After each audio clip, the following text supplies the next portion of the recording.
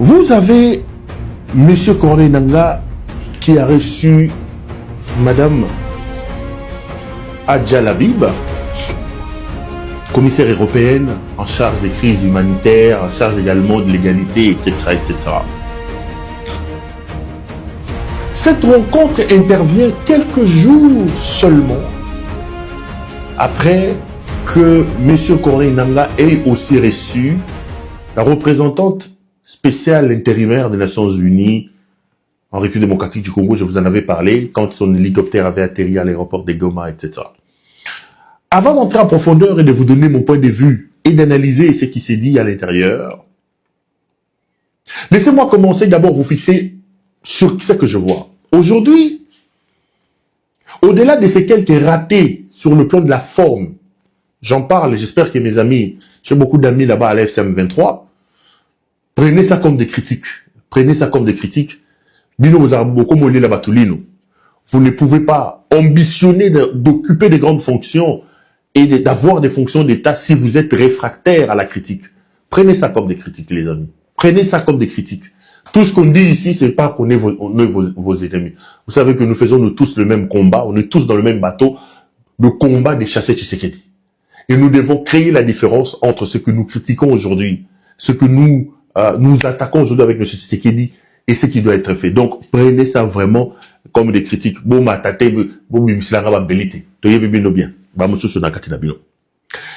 au-delà de ça, de ces ratés au niveau de la forme, ici, il faut constater une chose. Il faut d'abord constater que sur le plan de la diplomatie, ces multiples visites à Goma dans le Nord Kivu créditent d'une certaine manière, crédibilisent d'une certaine manière la FCM 23. Pourquoi? Je prends par exemple le cas de ces Adja Labib.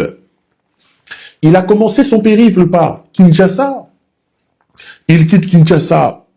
Il va à Bujumbura. Il quitte Bujumbura. Il va à Kigali.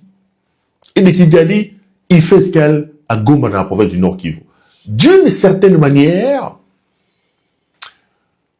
Corneille Nangaa avec son AFCM 23 sont aussi aujourd'hui logés dans la même enseigne que le gouvernement de la République démocratique du Congo.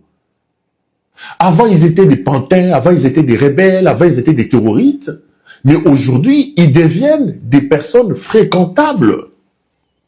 C'est une véritable percée diplomatique. C'est des gens qui sont fréquentables. L'impression que ça donne et l'analyse qu'il faut en faire, c'est qu'aujourd'hui, il y a deux pôles évidents du pouvoir en République démocratique du Congo.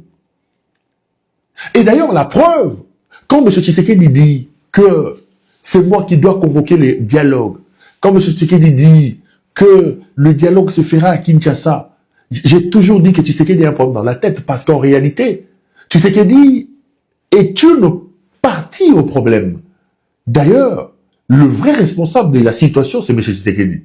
On ne peut pas être juge et parti. La preuve, lorsqu'ils partent à Doha et qu'ils signent des accords, dans les accords, il est clairement stipulé les parties. C'est-à-dire que les deux parties commencent à ils se valent d'une certaine manière. Et ça, il faut jeter des fleurs à la FCM 23. Vous avez reçu le sous-secrétaire d'État américain, le secrétaire représentant des Nations Unies, il rencontre Tshisekedi, il va rencontrer la FCM 23. Donc ces gens se vendent aujourd'hui dans la peau des gens qui sont fréquentables. Ce ne sont plus des terroristes, ce ne sont plus des pantins, ce ne sont plus des marionnettes. Mais en réalité, ils commencent petit à petit à s'affirmer, ce qui est une bonne chose. Et ces multiples voyages, ces multiples visites sont la preuve qu'aujourd'hui, le monde et l'humanité, non seulement qu'il reconnaît l'AFCM 23, mais il commence à mettre l'AFCM 23 au même pied d'égalité que Kinshasa. Et ils savent qu'aujourd'hui, le problème, ce n'est pas Kinshasa qui a la manette. Il faut absolument composer avec Corneille Nangaa, avec l'AFCM 23. Ils sont des gens fréquentables, ils ont une partie de la République, ils contrôlent le pouvoir, c'est ce qui est une bonne chose pour eux. Ça, il faut les saluer. Il faut donc reconnaître qu'aujourd'hui, euh, euh, euh, il faut donc, excusez-moi,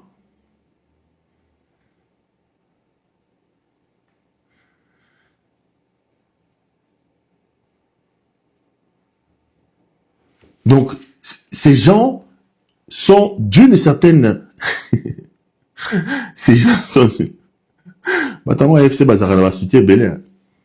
Donc, Pero Tiga Bango, Kembe Sora wa Kulisi, Pero Tiga Bango, Sora fou.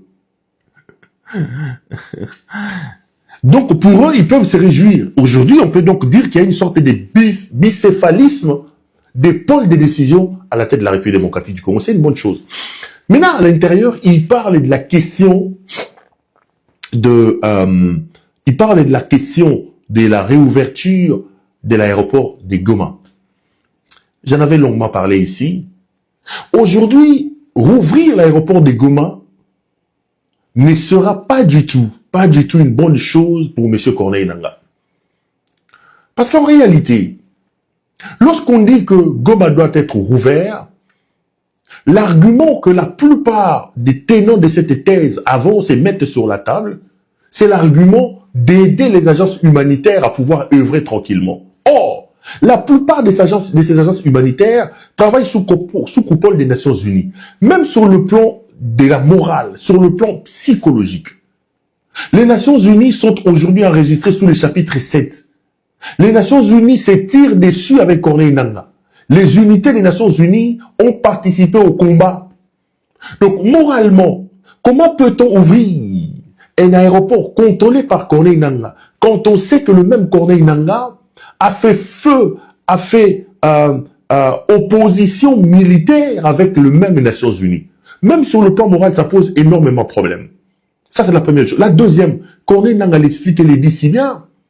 Vous ne pouvez pas vouloir négocier la réouverture de l'aéroport de Goma, loin des Goma et loin des autorités de Goma.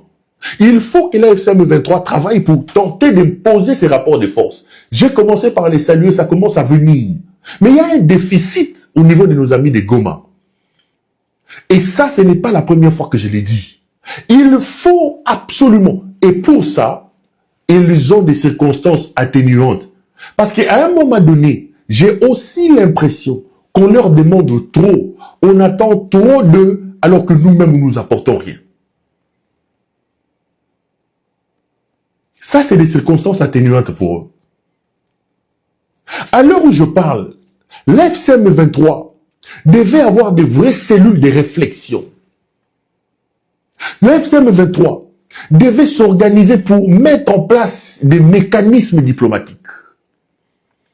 Parce que, je l'ai déjà dit, on sent que sur le plan diplomatique, l'AFC est inaudible, invisible.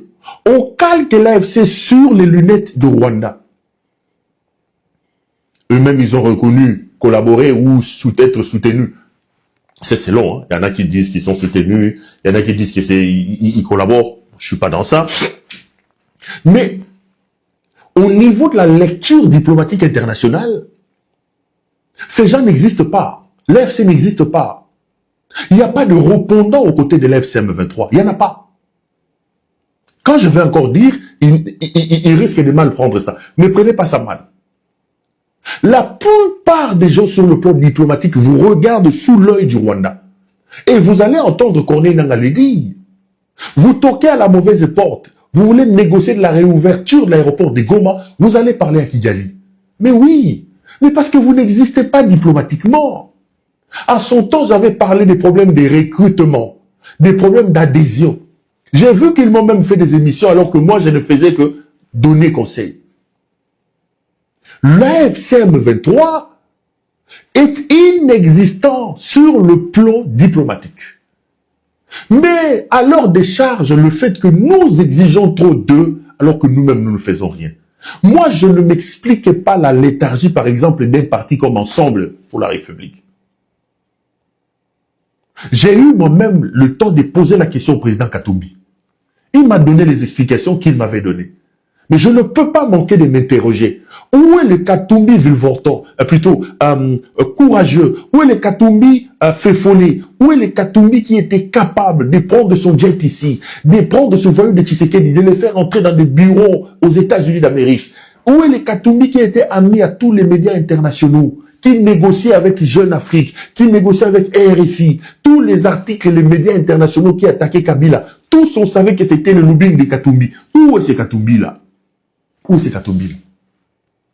Où il est? Aujourd'hui, nous tous, nous attendons autour de l'FCM 23, mais ils sont déficitaires, déficitaires. On ne peut pas aligner comme ça de gros poids lourds, des gros poissons capables de se déplacer, de le faire sous la bannière de l'FCM 23. Et j'ai toujours dit que l'AFCM 23 a eu des problèmes de convaincre et d'obtenir une très grande adhésion. Les gens, c'est vrai que nous tous nous attendons, mais les gens préfèrent regarder. Et aujourd'hui, ces déficits-là, c'est fait ressentir. C'est fait ressentir. Parce qu'à l'heure actuelle, l'humanité tout entière est convaincue de déficits béants de M. Tshisekedi. Même les États-Unis d'Amérique qui ont signé des contrats avec eux, ils savent qu'il y a un problème aujourd'hui. Le problème de la gouvernance. Le leadership qu'il y a au Congo aujourd'hui pose problème. L'Amérique sait que dans un climat conflictogène, où il y a des violations graves des droits de l'homme, où il y a l'absence de l'autorité de l'État, où la justice est malade et même moribonde comme elle est aujourd'hui, même les États-Unis ne sauront pas bénéficier de tout le contrat qu'ils ont obtenu de M. Tshisekedi. Il faut donc un leadership fort, capable de redresser ce pays et de permettre aux Américains de profiter de ça. Mais Tshisekedi ne les rassure pas. Tshisekedi est un homme qui ne rassure pas. Tout le monde est convaincu. Mais le problème, quelle est l'alternative? Le terrain est vide. Le terrain est vide. Awa wa batata mususu bafandi baraïsa na semanini. Tofandi le bango na malili. Tous ils sont des fainéants. Ils sont là, ils attendent que Kabila parle. Des anciens ministres, des anciens mandataires, des PDG, qui aujourd'hui, même quand sa fille se marie, Raïs appelle ça bon. J'ai rigolé avec un ami qui me dit, oh non, l'autre l'a appelé pour lui dire, oh non, moi je suis prêt à quitter, maintenant je pars chez Tshisekedi parce que moi je dois manger, Kabila ne m'envoie pas l'argent. J'ai dit à mon ami, lui là, il a été mandataire, non? Il a été DG quelque part. Je connais des ministres qui ont géré des grands fonds là-bas, qui aujourd'hui, même pour payer leur appartement, ils attendent que Kabila envoie l'argent. Attends. Oh, servitude d'Yangoyan. Tola Moussamamo, Langi, Ayako, Sebisabi, Ayako. C'est quoi le problème? Tola Moussamamo, Mamo, Langi. Bafandi, Raïsa, Nasemanini. Ils sont dans des conflits inutiles. Inutiles, ces gens-là. Inutiles. Quand tu parles avec eux, tu te dis, mais c'est comme ça que vous avez aidé le... Mais quand Kabila disait que je n'avais pas 15 personnes autour de moi, il avait raison. Il avait raison. Ils sont dans des conflits inutiles. Ils sont toujours dans leur tête, croyant qu'ils sont le... Papa, tozola tanabino ba kolan. Tozola tabakolan, tozolia ba poara, bisonabino tozolia ba poara. Pato wazo lukamboke bonga yo arobisa bato. Excellent ça wa yanini. Yanini. Ils ont perdu le pouvoir, mais les conflits là persistent. Kabila avait quelle tête pour gérer ces gens? Kabila ici, c'est non, ces garçons, non, ces messieurs, non. Kabila, non. Chapeau et respect. Chapeau et respect. Tokomo matana bango ba passe navigo ba indengo ba ninya. Raïsa na semanini, Raïsa na semanini, Raïsa na semanini. Aucune initiative, aucune. Bafandi, aucune. Batata Mikolowan. Bakasik. Bakasik bafandi. Moi na batwazu pouvoir